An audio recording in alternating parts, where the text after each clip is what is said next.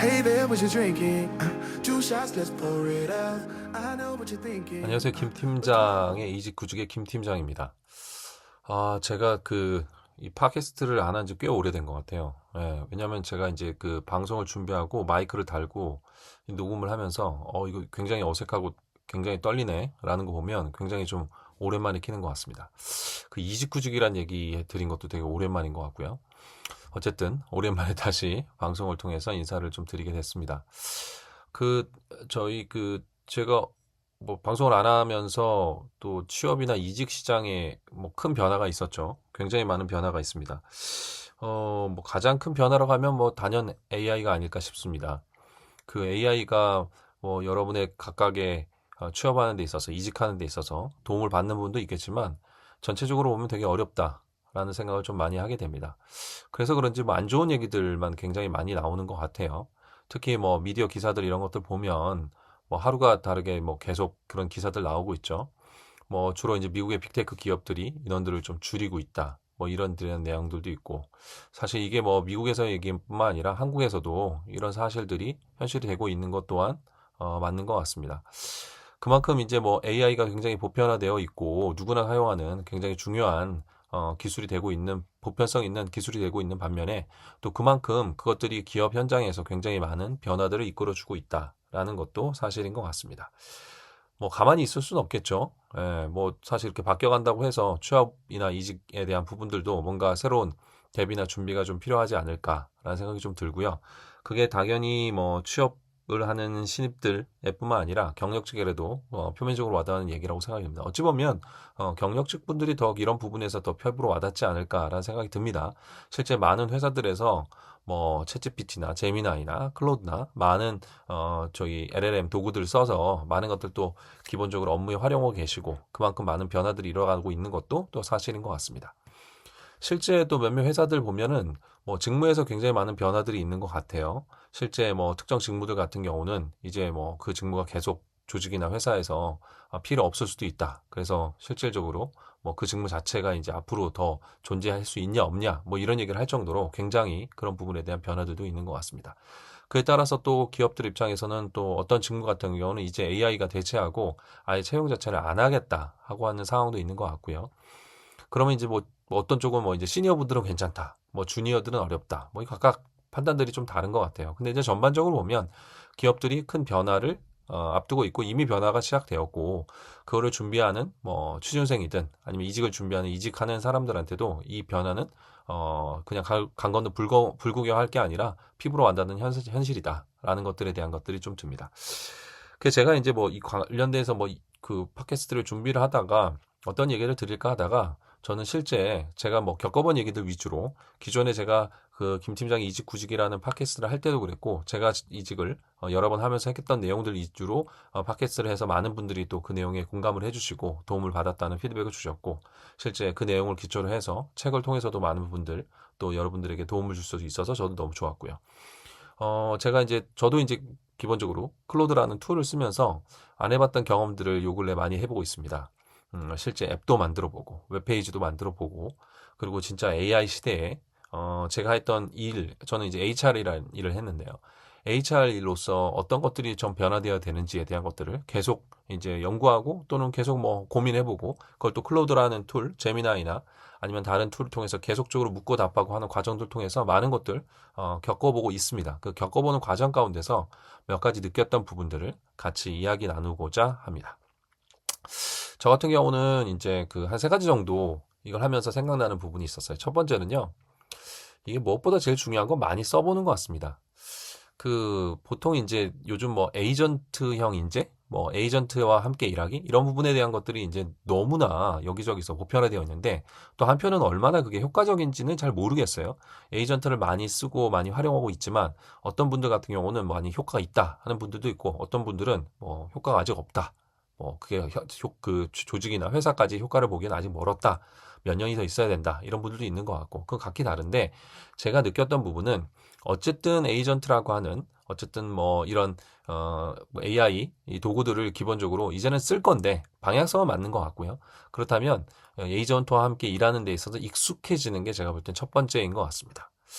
그것들에 대해 익숙하지 않은 상황에서 뭐 어떤 고민들 할 수 있을까요? 그래서 제가 첫 번째 추천드리고 싶은 방법은 매일 일정 시간, 일정 태스크를 반복적으로 에이전트를 활용해 보는 거를 좀 추천드리고 싶습니다. 저 같은 경우는 이제 HR이다 보니까 그 전에 안 해봤던 개발 업무, 기획 업무, 관련된 부분들, 물론 이제 저도 짧게나마 창업이란 과정을 통해서 많은 것들 경험해 보긴 했지만 제 혼자 스스로 뭐 A부터 Z까지를 경험해 보는 거는 이번이 처음인 것 같아요.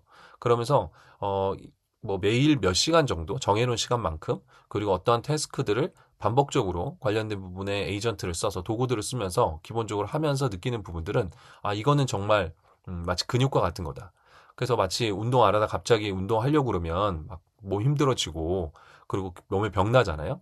그리고 잘 되지도 않고 마치 운동하듯이 일정 시간 일정 태스크를 계속적으로 반복적으로 해보는 게 굉장히 중요하다라는 생각이 들었습니다. 실제 제가 이제 강의 준비를 하면서 예전에는 강의 자료 만들려면 한 뭐 3시간, 4시간 정도 강의 자료, 그 전에 뭐 조사까지 따지면 거의 하루 정도, 그 이상의 어려운 강의 같은 경우는 며칠을 이 자료를 만드는데 신경을 쓰겠죠.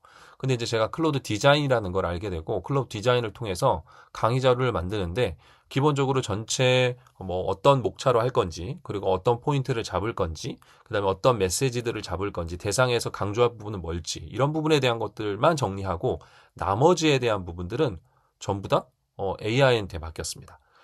클로드 디자인이라는 툴을 써서 했더니 실제 장표를 만들고 전체 결과물을 나온 데까지 제가 어린이남자 했을 때 한 1시간? 네. 이게 첫 번째 강의였고 주제 자체가 저도 스터디가 필요한 부분이기 때문에 1시간 정도의 시간이면 예전에 하루 정도에 대한 시간을 대체하더라. 그러니까 하루에 10시간 정도를 10분의 1이는 1시간이라는 시간으로 충분히 결과들이 나오더라. 물론 그 결과에 대해서 다시 리뷰하고 다시 확인하고 하는 작업들은 그전에도 했듯이 똑같이 하긴 해야 됩니다. 그런데 이 첫 번째 뭐 초안 그리고 첫 번째 어떤 결과 강의 결과물에 대한 나오는 데에 대한 시간은 절대적으로 줄더라. 결국 이거는 에이전트 도구에 대한 방법이라고 저는 생각이 들고요. 이것들을 경험하지 않고서는 이 일이 얼마나 효과적인지 그리고 이게 자신이 맡은 업무뿐만 아니라 조직 차원에서 어떻게 효과적일지에 대한 것들 판단할 수 없기 때문에 가장 첫 번째 일단 익숙해지는 것이 굉장히 중요하다. 그래서 혹시나 아직도 그런 도구에 대해서 사용해보지 못하셨고 익숙함이 조금 어렵다고 생각하시는 분들이라면 먼저 써보셔라. 그리고 어떤 특정 태스크는 일정 부분은 이제 에이전트가 한다 생각하시고 그 태스크는 무조건 에이전트한테 맡긴다. 뭐 예를 들어서 저 같은 경우는 일정을 잡는 건 그냥 뭐 구글 캘린더에서 일정 잡아도 되지만 에이전트한테 시켜서 일정을 잡게 한다든지 이런 어떤 특정 태스크를 반복적으로 시키는 것들이 결국은 앞으로 이런 것들의 익숙함을 가져오는 데 있어서 굉장히 중요한 부분이다라는 생각을 좀 하게 됐습니다. 이게 첫 번째고요. 두 번째는 이제 에이전트 일하니까 결과는 굉장히 좋아요. 근데 결과를 빨리 내서 굉장히 좋은데 결과를 보고 드는 첫 번째 생각은 내가 왜 이렇게 했지? 입니다. 그래서 앞으로 저는 두 번째 중요한 부분은 why라고 생각을 줍니다. 왜 why냐? 계속 왜 그런가를 묻는 게 굉장히 중요할 것 같아요. 그러니까 아까 말씀드린 것처럼 강의 자료는 결과는 금방 나온단 말이죠. 근데 내가 이걸 왜 이렇게 했지? 왜 이렇게 했지?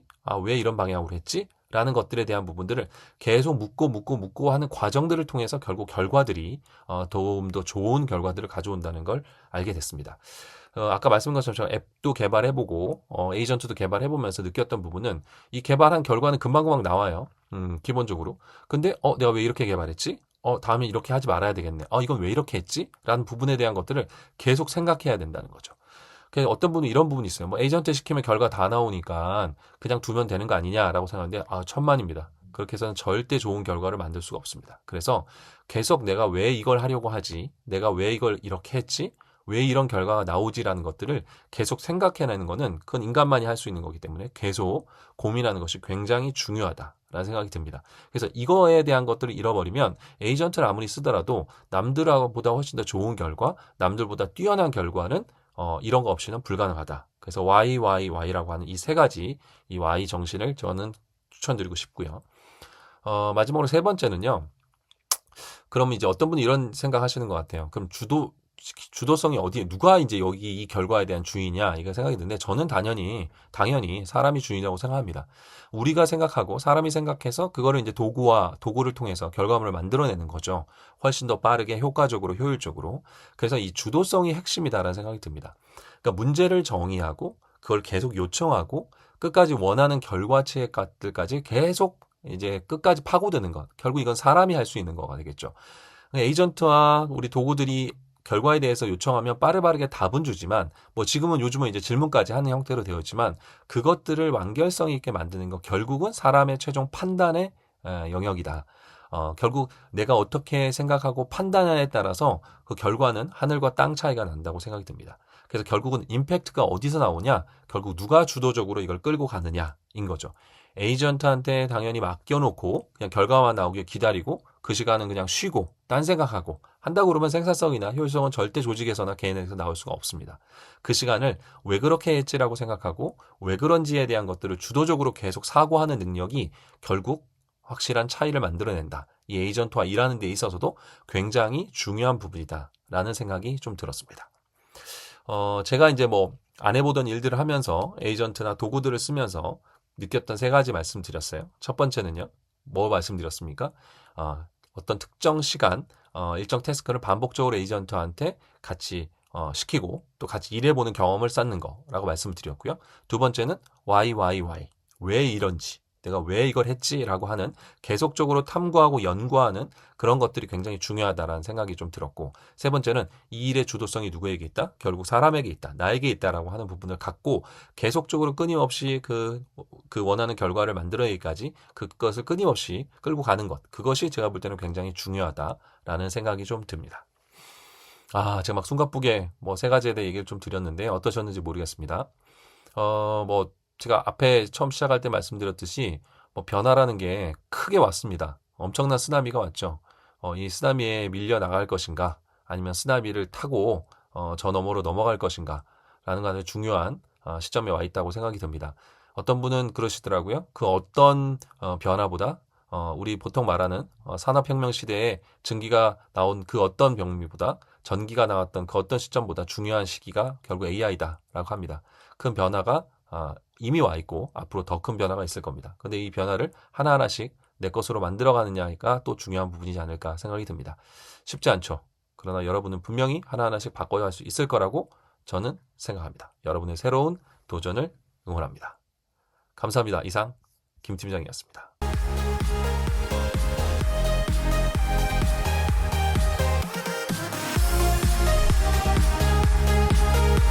Remember, you don't get it twice. The time of your life.